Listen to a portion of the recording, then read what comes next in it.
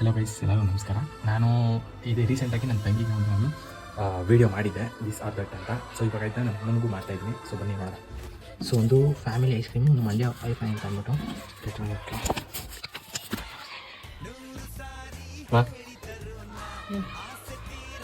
ದೇವರಲ್ಲಿ ಅದು ಬಂದಿತ್ತು.